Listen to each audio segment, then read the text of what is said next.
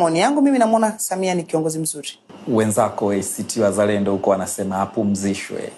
Wao watakuwa na sababu zao apumzishwe kwa sababu gani? Mbona kuna watu wanakuwa wabunge kwa miaka 25 30, wao mbona hawasemi wapumzishwe? Ndio hiyo nasema ni mfumo dume tu kwamba watu wanamuona kwa sababu ni mwanamke, ndio maana maneno yamekuwa mengi sana. Lakini kiongozi nani Samia anafanya kazi kuzidi hata wanaume. Analeta maendeleo jamani. Hapa sasa hivi naweza tukawa naongea na wewe hapa Charles, baada ya masaa mawili mimi niko zangu Dodoma. Kwa tuangalie hata haya, mnyongeni haki yake, mpeni. Nikikusikiliza maelezo yako na hoja zako ni kama tayari yupo moyoni mwako. Kwa nini usiungane na chama chake tu, Chama cha Mapinduzi, badala ya kuendelea kuleta fujo huku ACT Wazalendo ambako wenzako wanasema wamekufukuza na wewe unasema bado mwenzao?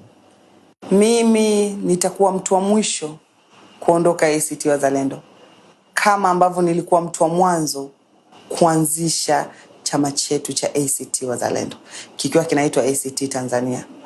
ACT kuna damu na jasho langu. ACT ni nusu ya maisha yangu yote. Kwa hiyo siko tayari kuipoteza nusu ya maisha yangu. Siko tayari kuiacha damu na jasho langu vipotee. Sitaondoka ACT. Sitaondoka ACT, nitabaki kuwepo ACT. One on One with Charles William.